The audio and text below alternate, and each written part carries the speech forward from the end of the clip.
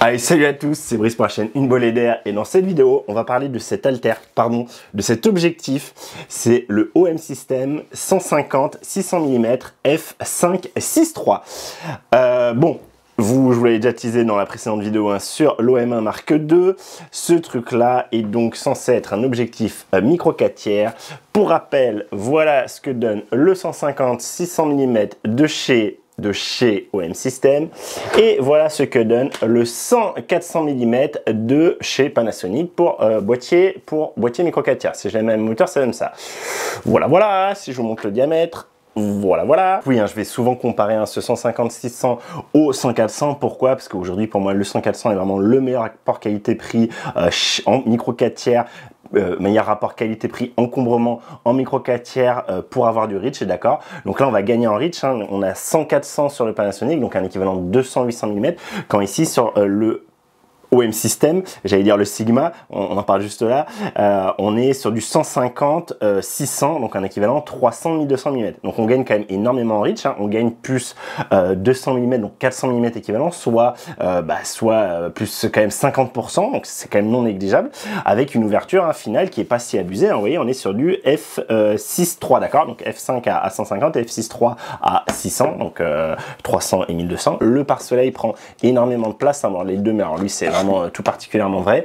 Vous voyez, juste je vous montre, alors dedans on a bien ici, vous savez, les petites rainures qui permettent d'éviter les reflets, donc ça c'est cool. On a l'avant qui est un peu caoutchouté comme ça, pourquoi pas. Ce système là de mise retirage, je trouve, est assez nul. Souvent c'est un peu galère. En fait, on a une petite gorge là, vous voyez. Hop, et du coup en fait il faut venir passer au-dessus de ce truc qui est un peu caoutchouté justement, qui du coup souvent vient coller et faire qu'on a du mal pardon, c'est dans l'autre sens, on a du mal à le mettre. Du coup souvent justement ça se colle un peu caoutchouc contre caoutchouc avec les espèces de petites bosses qu'on a à l'intérieur là qui viennent se mettre dans le rail, et après on serre pour venir le fixer. Et donc vous voyez ici on a, pour vous donner une idée, la taille de la vis ici, de l'écrou ici pour serrer le pare-soleil est équivalente à peu près, voire un peu plus grosse à ma vis, elle est plus grosse que ma vis qui me sert à venir me mettre à 90 degrés ici en paysage ou en portrait, d'accord. Donc voilà, pour vous donner une petite idée déjà de la taille du bazar. Donc je le retire, donc le pare-soleil qui a le mérite d'être fourni et d'être là. J'enlève aussi celui du 100-400 juste pour vous les recomparer.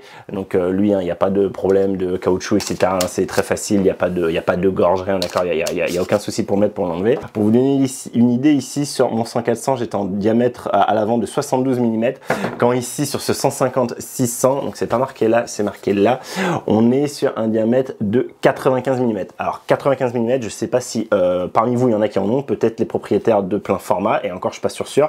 Les propriétaires de micro 4 tiers, je suis sûr que non, d'accord. Si vous avez que du micro 4 tiers, vous n'avez pas de filtre circulaire de diamètre 95 mm, c'est juste débile.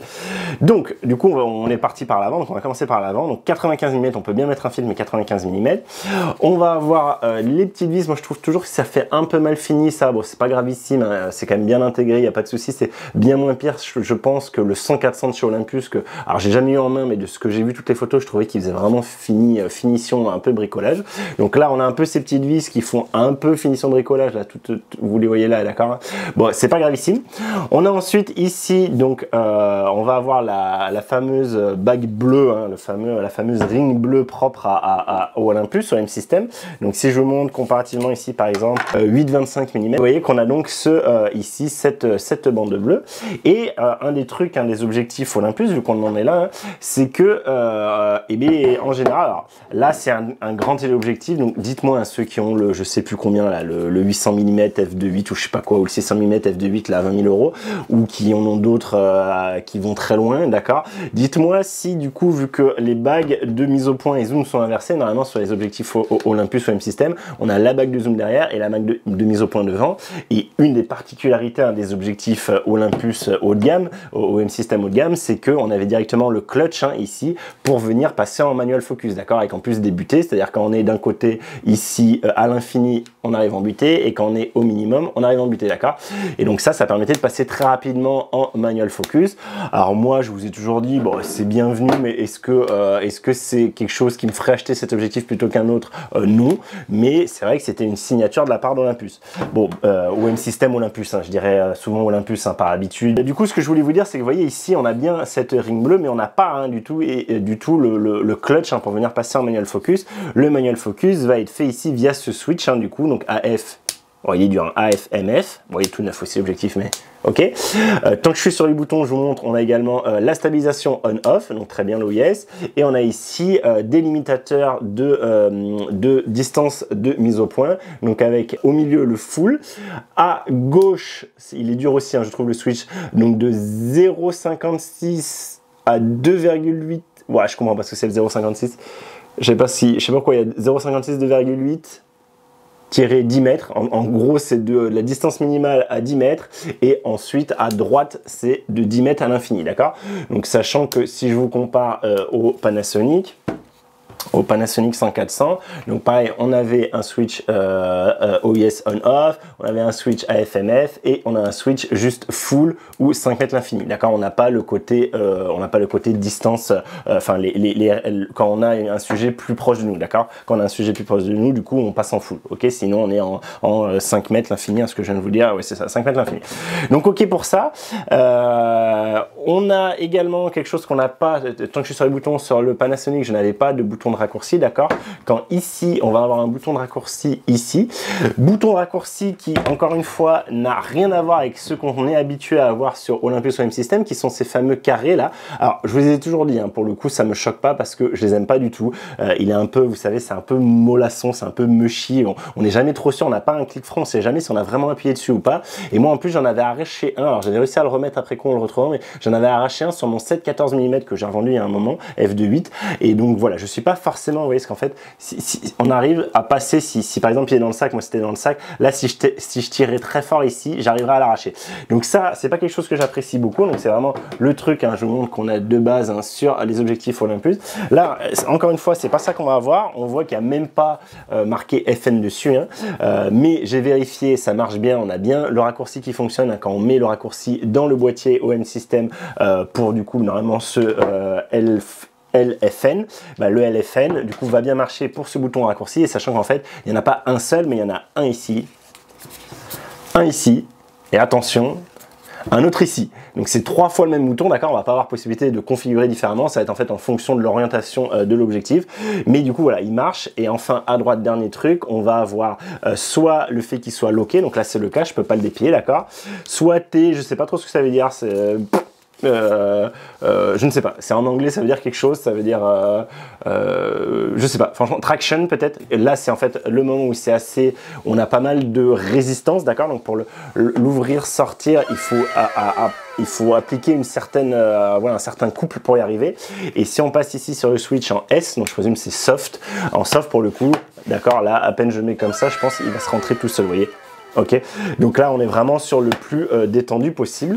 Et justement, bah, vu que je vous parle de ça tout de suite, je peux vous dire que je trouve qu'on a quand même beaucoup, on a pas mal de rotation à faire entre le plus court, d'accord, la distance focale la plus petite, et la distance focale la plus grande. Donc vous voyez ici, je suis sur plus d'un quart de tour, hein. Vous voyez, pour aller de là à de là, c'est un peu plus d'un quart de tour. Alors, il y a peut-être aussi qu'il est très lourd, mais moi, sur le terrain, j'ai vraiment trouvé que c'était beaucoup plus facile. Vous voyez ici, j'ai juste un quart de tour. Ah, remarque. Ah, je sais pas, en angle, c'est peut-être pareil, mais la différence, enfin, ça, vraiment, sur le terrain, en 2 secondes, je fais tac, tac, ok, si j'ai besoin. Lui, par contre, c'est peut-être parce qu'il est très lourd et très encombrant avec... Ouais, si, c'est peut-être... Écoutez... Vu comme ça reste kiff-kiff. Moi, sur le terrain, j'ai trouvé que je galérais beaucoup plus à arriver, hein, je vous montre en même temps les images, sachant que par contre, quand même, hein, ce qu'on peut lui reconnaître par rapport au 100-400, c'est que ce T là, ce T, on va dire pour traction, c'est vrai que du coup, ça permet d'avoir un zoom, je trouve, beaucoup plus fluide, et je pense que même en vidéo, alors j'ai pas testé, mais même en vidéo, on arrivera à avoir quelque chose de vraiment correct, parce que là, pour le coup, ça fait vraiment une ouverture-fermeture très soft et très régulière, d'accord? Donc ça, pour ça, très bien. super, super. On a encore du coup sur ce bouton, vous voyez, les petites vis, voilà, moi je trouve que ça fait toujours pas très fini ça, mais c'est mon avis perso. Du coup je vous le dis là tout de suite, hein, ce n'est pas un objectif développé par OM System, c'est un objectif acheté à Sigma par OM System, c'est en fait un Sigma 150-600 plein format, comme vous pouvez trouver en monture FE Sony, je crois qu'elle existe aussi en Sigma ZF, je crois que c'est la monture, et je crois, et aussi en L-mount, c'est sûr, en L-mount elle existe. Donc voilà, c'est un 150-600 plein format, rebrandé avec la petite bague bleue, avec le petit logo vite fait au-dessus. Et à peu près voilà, c'est pour ça que je vous relève hein, les aspects par rapport à ceux qui peuvent être habitués aux objectifs Olympus jusqu'à présent. Bah là il y a quand même des choses où on n'est plus très familier. Enfin voilà, les boutons ronds typiquement c'est vraiment pas quelque chose que fait Olympus, mais là encore une fois je préfère ces boutons là de raccourci. Là au moins quand j'appuie, je sais quand j'appuie. Donc voilà, c'est juste pour vous dire. Et donc si on continue, donc on a vu les bagues, donc les bagues sont un peu quand même, c'est un peu caoutchouté là. Les deux sont un peu caoutchoutés, on a une sensation, on a une bonne accroche au niveau des mains, donc ça c'est cool. Ensuite, on a ce collier qui n'est pas retirable, hein, c'est ça, on ne peut pas le retirer ce collier. Donc, vous voyez, alors, ça se tient dans la mesure où c'est très lourd ce truc-là, mais c'est vrai que moi, typiquement, sur mon 100-400, du coup, j'ai enlevé le petit pied parce qu'il ne me sert à rien, il me prend de la place pour rien. Donc là, ça prend encore plus de place dans le sac, hein, parce que si du coup je vous le mets comme ça, bah, il faut prévoir le diamètre déjà très important de l'objectif, mais en plus du diamètre, il faut prévoir ce pied-là qui prend encore bien 5 cm de plus à peu près. Hein. Donc ça fait beaucoup, sachant que lui est bien équipé donc avec un pas de vis, on a les 4 vis en dessous. Ah, on doit pouvoir l'enlever, autant pour moi. On peut l'enlever avec ces 4 vis ici, sachant qu'on va quand même garder du coup ce petit pas là, et du coup ça fera qu'on n'aura plus que 2 cm en rab plutôt que 4, ok? Sachant que, je vous dis, vu comme il est lourd, ça se tient d'avoir ça pour dès qu'on veut le prendre plutôt que de juste se tenir avec le boîtier. Hein. Il est très lourd, on en parle après. Mais donc voilà, et donc vous voyez que ce truc-là tourne dans tous les sens possibles, avec quand même une petite marque pour nous dire, bah ok, si tu alignes avec ça, on va être en paysage, pardon, là je pense que je suis en paysage, oui c'est ça, et ici pour venir en portrait. Mais bon, vous voyez, alors l'avantage c'est qu'on peut faire un peu, du diagonal de la filouterie, mais bon, c'est le cas aussi sur le Panasonic, sachant que le Panasonic, hein, lui, c'est beaucoup plus malin. C'est oui, on peut s'arrêter en cours de route si on veut, d'accord, mais on a des butées, c'est-à-dire que j'ai 90 degrés de débattement, donc d'un côté je suis en paysage, d'un côté je suis en portrait, et si je veux entre-temps, je peux serrer entre-temps et me bloquer entre-temps un truc en diagonale. Bon, je pense qu'il y a peu de gens qui font de l'artistique en diagonale, donc là on est de suite paysage et de suite portrait, ok, il n'y a pas besoin d'aligner de traits, de s'énerver, etc. Donc je trouve ça beaucoup plus malin et beaucoup plus ergonomique cette façon de faire côté Panasonic. Donc en haut en ferraille ici, ça en plastoc, ça en plastoc, ça en plastoc. Et par contre, le collier est en ferraille, et ça je trouve ça assez inquiétant, ça est en plastoc, justement cette fin là, cette adaptation. Alors dedans, je me doute qu'il y a de la ferraille quelque part, mais c'est vrai qu'en plus ça sonne un poil creux. Voilà, je trouve que c'est pas très rassurant cette pièce là, sachant que par contre au bout, et donc c'est ce qu'on peut voir là, c'est splash-proof, hein, on a bien un joint d'étanchéité, donc ça c'est cool. Et sachant qu'on a 2 passants de sangle hein, pour venir mettre un tour de cou, bah, vu le bazar que c'est, hein, bah oui, vaut mieux que ce soit lui, si on met un tour de cou, vaut mieux que ce soit accroché à lui qu'au boîtier, encore une fois, pour éviter de tout arracher avec le poids, d'arracher la monture avec le poids de ce bousin, parce que ce n'est pas un objectif micro 4 tiers, mais un objectif plein format où en fait, bah, notre capteur micro 4 tiers va utiliser un pouillème de la surface disponible, il va utiliser que le centre de l'objectif. Alors d'un côté, c'est cool parce que c'est l'endroit le plus défini, la meilleure zone optique, donc à la fois on n'aura pas de vignettage, on va être le plus défini possible, etc. Mais d'un autre côté, cet objectif, et c'est bien pour ça que c'est un tel tromblon par rapport à lui, c'est du verre inutile. On a, je pense, facilement 50% d'objectifs qui servent à rien, qui ne servent pas à envoyer de la lumière sur le capteur, qui servent à envoyer de la lumière à côté du capteur, qui servent à envoyer de la lumière, ici dans le fût, parce qu'en fait ici ce qu'ils ont fait, hein, du coup on arrive à cette place-là, c'est que bah, ce qu'il y avait avant pour les montures plein format, donc soit FE, soit ZF je pense, soit L-mount, et bien là du coup c'est quelque chose qui donc juste avec un cône vient réduire pour pouvoir monter sur le micro 4 tiers. Donc voilà, c'est franchement ridicule. là-dessus. Je pense que c'est, maintenant qu'on a fait le tour, c'est absolument scandaleux de 2 ans après, en grosso merdo, on est à peu près à ça, 2 ans après être passé chez OM System. Le premier truc qui nous propose vraiment développé par OM System, c'est en fait un objectif plein format acheté à Sigma avec juste une adaptation de monture, pof, et on change rien, on n'essaye pas d'alléger tout le bousin en réduisant le verre, etc., etc. Non, non, c'est le même que du plein format, sauf que c'est pour du micro 4 tiers. Donc c'est vraiment, proprement parlé, une blague. Hein. Jamais de la vie, j'aurais pensé qu'un fabricant comme ça, à la limite que ce soit une marque tierce, que ce soit Sigma qui dise, bah, pourquoi pas, je propose mon objectif plein format tel quel, comme ça je me fais pas chier à développer des choses, etc. Je propose tel quel, en micro 4 tiers et basta. Why not? Why not? Ça nous permet quand même d'aller jusqu'à 1200 mm équivalent, à une ouverture pas dégueu de 6.3, donc pourquoi pas? Sachant que en plus, cet objectif-là, moi j'ai failli me le prendre avec du coup Sony, c'était un des objectifs qui me faisait un peu de l'œil, que je m'étais tadé, d'accord? Et donc si je regarde cet objectif-là, combien il sort aujourd'hui en plein format, prix tarif, 1399 €. Vous voyez, là, tout de suite, hein, on est le week-end, il y a souvent des bons plans sur Digitphoto, moins 115 €. Allez, on va être gentil, on va dire moins 100 €, ça fait, allez, 1300 €, même, on va dire 1400 €, on s'en fout. Même, disons, allez, coupons la part en deux, disons 1350 €. Vous allez voir, ça va très bien tomber. Pourquoi? Parce que je vous ai partagé une news récemment sur l'onglet communauté. Pourquoi je voulais partager? C'était une rumeur, mais là, pour le coup, je pense que pas mal ont lu entre les lignes que je savais que c'était bien ça. Il sort, donc le même objectif, juste rebrandé au OM System, pour du micro 4 tiers et pas du plein format. Donc micro 4 tiers, normalement moins cher que le plein format. Cet objectif, qui donc n'a demandé strictement aucun développement, sort non pas à 1350 ou 1400 €, il va sortir à 2700 €, 2699 €. Ils ont fait x2 sur le prix d'un objectif qu'ils n'ont pas développé, qui est normalement pour du plein format, qu'ils n'ont pas réduit, qu'ils n'ont rien fait dessus. What the fuck? What the fuck? C'est hallucinant. Mais pour moi, c'est encore plus peut-être que l'OM1 Mark II dont je vous ai fait le test récemment. C'est encore plus dramatique que ce boîtier-là. Vraiment, déjà 2400, c'était complètement une hérésie par rapport à ce qu'on peut trouver aujourd'hui en plein format en APS-C et par rapport au G9 II qui déjà était à 1900 €, qui déjà été estimé cher. Et moi, je vous l'ai dit dans ma vidéo, ma conclusion, c'était partir sur un G9 II. 2700 €. À quel moment un objectif plein format à 1350 € sort en micro 4 tiers avec aucun changement à 2700 €? Qu'est-ce qui justifie ça, si ce n'est le fait qu'ils n'ont plus de volume de vente et qu'il faut faire de la thune sur le peu de gens qui vont encore acheter? Je trouve ça, mais hallucinant, c'est complètement hallucinant. Pour moi, c'est vraiment le signe qu'il n'y a plus de recherche et développement chez OM System, qu'ils ne savent plus rien faire, que c'est une tannée. Alors ça, c'est un nouvel objectif dans leur gamme. À quel moment, au lieu d'en développer un, mais même développer cette plage focale, ok, très bien, 150-600, magnifique. Moi, j'aurais eu ça en version micro 4 tiers, même relativement gros, même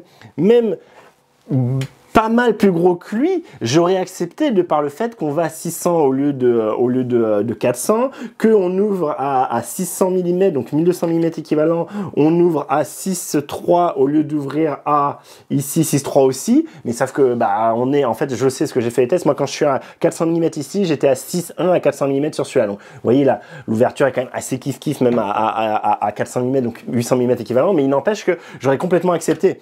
Mais je n'accepte pas, c'est pas possible. On peut pas juste faire un copier-coller d'un objectif plein format pour du micro 4 tiers. L'intérêt du micro 4 tiers, c'est la compacité, la légèreté, pouvoir prendre en rando avec nous. Ça, je vous le dis tout de suite.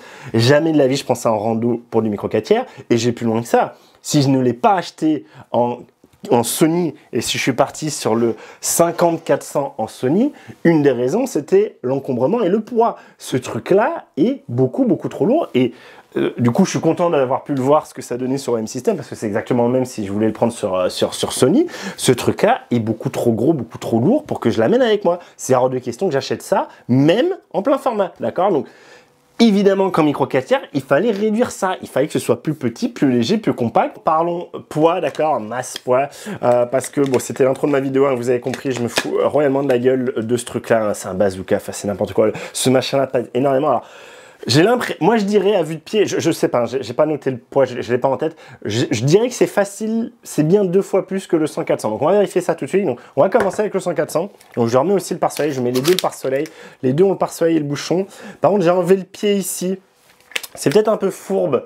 Allez, je vais rajouter le pied histoire de dire. Après, je vais le renlever parce que voilà, je pourrais enlever le pied ici, mais je n'aurais pas l'intérêt à le faire en fait ici parce que de toute façon, j'aurais toujours cette pièce-là qui viendrait m'emmerder. J'aurais toujours la petite pièce que je vous ai montrée qui viendrait m'emmerder. Et pour le coup, c'est pas un objectif que j'oserais pas porter mon boîtier avec, j'oserais pas avoir mon boîtier sur le côté en tenant par la poignée avec cet objectif-là. Ce que je fais sans aucun problème, hein, lui, je l'accroche à mon capture clip, hein, d'accord, de Peak Design, il n'y a pas de problème. Ça, jamais de la vie, je l'accroche à mon clip hein, de chez Peak Design, hein, le capture de chez Peak Design. Trop peur d'arracher la monture, enfin de tout arracher. Là, pour le coup, oui, là, c'est débile. Donc, on va voir combien ça fait pour de vrai. Donc, hop, ici, ma petite balance de cuisine. Hop, 1 kg 10, ok, pour ça. Si je rajoute le petit pied, allez, on va être sympa, 1086 grammes, d'accord, on va dire 1 kg en vrai, hein. Moi en tout cas quand je prends mon sac il fait 1 kg. Par rapport à ce machin là, attention, 2 kg 227. Donc voilà, même avec le petit pied, vous voyez, on est bien à 2 fois plus lourd. Donc c'est juste abusé et je peux vous dire, ça à transporter, c'est une tannée. Quand j'étais avec mon cube là de chez Peak Design, j'avais le matos dedans. C'était extrêmement lourd. C'était plus lourd que quand j'ai tout mon matos plein format dedans.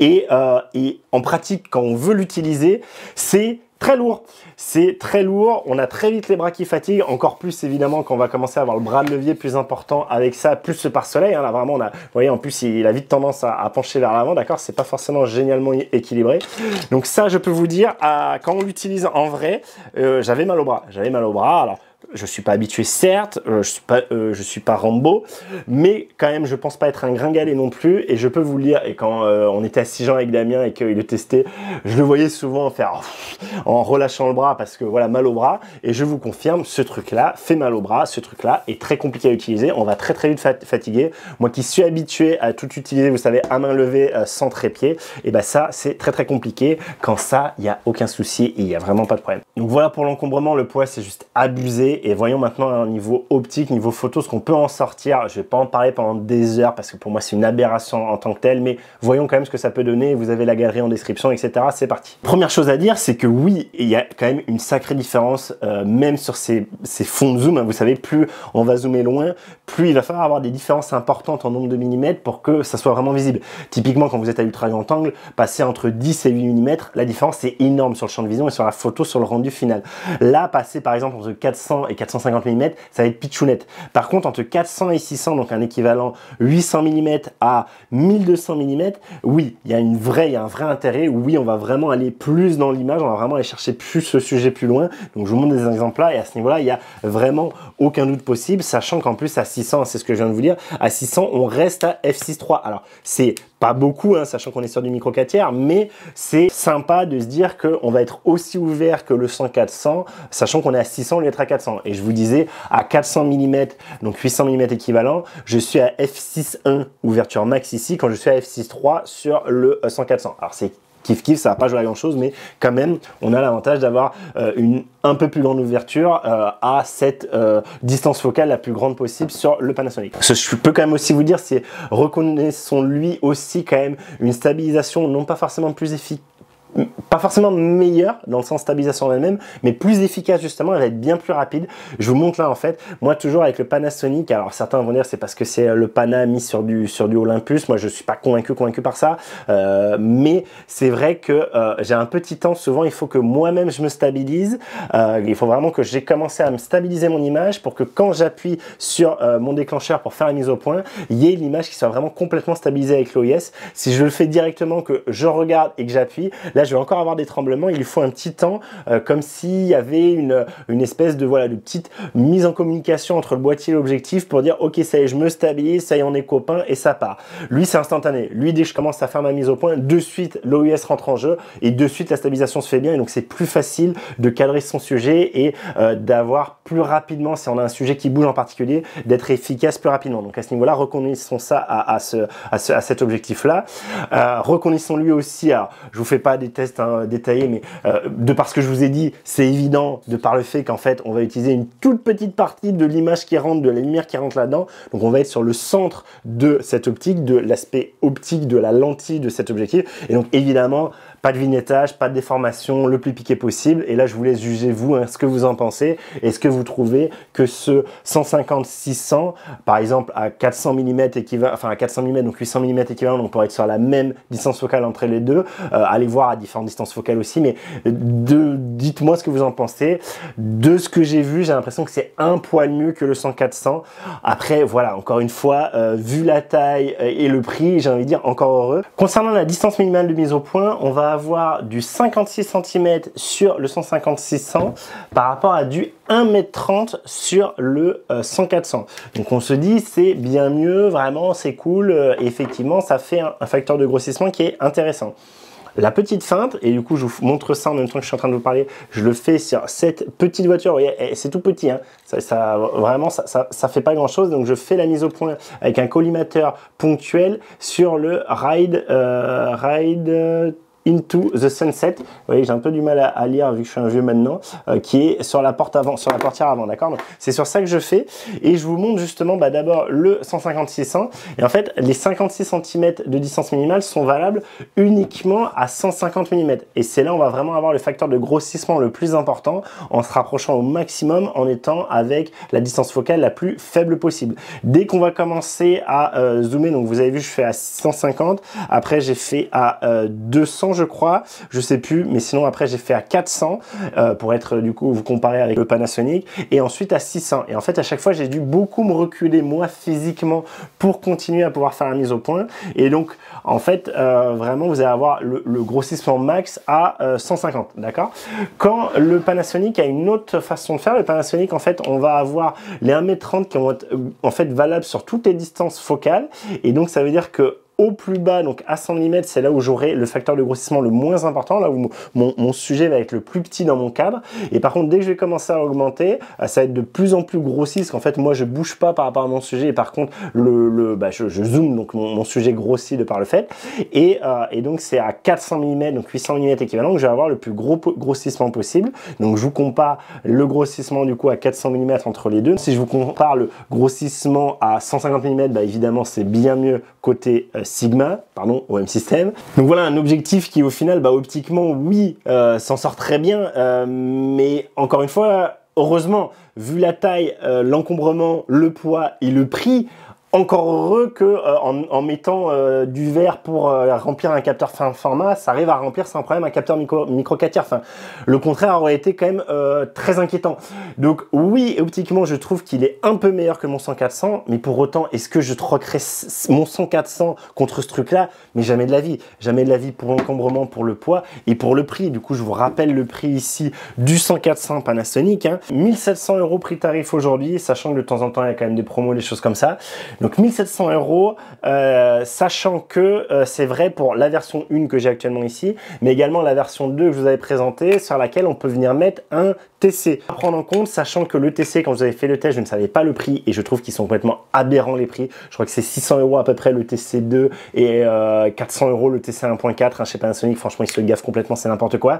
Mais voilà, si vous mettez un TC2 dessus, donc évidemment attention à l'ouverture, etc., mais on passe du coup non plus sur un 100-400, mais sur un... alors c'est même pas un 200-800, c'est en fait un peu plus que vous savez, je vous avais montré, en fait on va être en butée, et je sais plus exactement, allez voir ça, je vous mets la fiche je vous mets la vidéo en fiche là-haut et en description, mais du coup on va aller plus loin, on va pas pouvoir descendre à 200 mm, et du coup on va arriver donc sur du 800 mm micro 4 tiers, donc du 1600 mm plein format, donc voilà, assez hallucinant. Et sachant que justement j'ai oublié de vous dire, mais oui aussi, hein, je vous ai dit tout à l'heure, aller à 600 mm au lieu de 400 mm, il y a une vraie différence, mais attention, au moins zoomé, à la moins grande distance focale, entre 100 mm, donc 200 mm équivalent, et 150, donc 300 mm équivalent, il y a une vraie différence aussi, et c'est aussi à prendre en compte. C'est oui, on va plus loin, mais on part de plus loin aussi. Donc voilà, ça c'est un peu selon vos sujets, vous le savez. Si c'est tout le temps du safari, de l'animalier qui est très loin, évidemment, il n'y a pas de souci, et vaut mieux partir là-dessus sur la plage focale,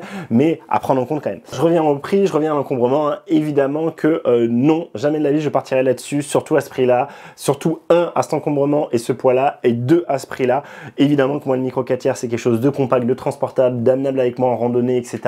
Et donc voilà, je trouve que c'est proprement scandaleux de proposer ça, encore une fois, 2 fois le prix de exactement le même objectif en plein format, et vous avez vu 1,5 fois à peu près le prix, peut-être un peu plus du 100-400, et que moi je vous conseille énormément. Je vous l'avais déjà dit, je conseille pas le Olympus, je vous avais fait une vidéo dessus, je vous remets également ça en fiche en description. Pour moi, celui-là est un bien meilleur rapport qualité-prix que ce qui est proposé par Olympus, pour le coup, qui a un vrai objectif micro 4 tiers, mais qui est quand même bien plus encombrant que celui-là.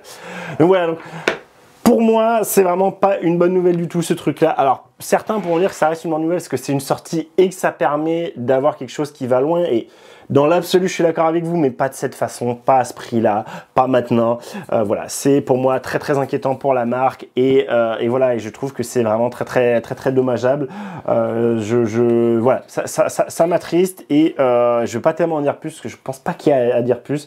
Dites-moi ce que vous en pensez en commentaire. Dites-moi si vous êtes aussi pessimiste que moi, ou si vous vous dites que non, que j'exagère, que c'est qu'ils prennent leur temps, que petit à petit ça va aller mieux, etc., etc. Mais voilà, moi tous ces signaux-là me font me dire que quand même OM System, ça sent la fin, et ça sent l'écoulage en essayant de faire encore, essayer de tirer un peu parti, d'amortir peut-être le rachat de la marque à l'époque, et en sachant qu'il y a une base très solide, hein, parce que je vous l'avais dit, hein, sur le test de l'OM1, je sens que je vais avoir plein de fanboys en commentaire qui vont me dire t'es un con, tu comprends rien, tu essayes encore de couler OM System, là, que des conneries, comme quand je vous avais dit, faites attention au rachat, c'est pas une bonne chose pour moi, contrairement à tout ce que vous disiez dans les ambassadeurs. Voilà, aujourd'hui on voit ce qu'ont donné beaucoup d'ambassadeurs, on voit on en est la marque. Moi je trouve que c'est très inquiétant, mais dites-moi quand même en commentaire, peut-être que vous avez une autre vision avec des arguments valables. Si c'est pour me dire non, je vois pas pourquoi tu dis ça, écoute, la marque nous dit que tout va bien, donc il n'y a pas de raison, les ambassadeurs nous disent que tout va bien, donc il n'y a pas de raison. Ok, mais ceux qui n'ont pas d'intérêt à vous dire que tout va bien, est-ce qu'ils vous disent ça? À mon avis, non. Donc voilà, je suis très attristé par ça, mais c'est la vie. Attendons encore, vous voyez, j'avais peut-être été pessimiste, je vous avais dit attendons 2 ans, hein, quand il y a eu le rachat. Bon, on y est. On voit que ce qu'ils nous proposent, c'est quand même pas foufou. C'est pas encore la fin de la marque. Ils proposent encore des choses. Il y a encore des choses qui sortent, mais voilà. Ils sortent, mais c'est pas eux qui les développent, hein, d'accord? Et à quel prix? Voilà, je me dis c'est quand même pas très bon, et voilà, wait and see pour la suite, mais je suis très inquiet. Voilà, je vous laisse là. Désolé pour cette conclusion pas très joyeuse, mais comme d'habitude, c'est ce que je pense sans langue de bois, et je préfère vous avertir, hein, avant de vous lancer sur peut-être ce système-là, et peut-être le regretter si dans 2 ans la marque n'existe plus et vous avez des trucs encore sous garantie. Et ben voilà. Voilà, vous savez tout, je vous dis à très vite pour une prochaine vidéo. D'ici là, portez-vous bien, faites de belles photos, de belles vidéos, amusez-vous bien, profitez de votre matos, préférentiellement si vous êtes en micro 4 tiers, avec quelque chose de compact, de transportable, qui coûte pas un bras. Voilà, à plus.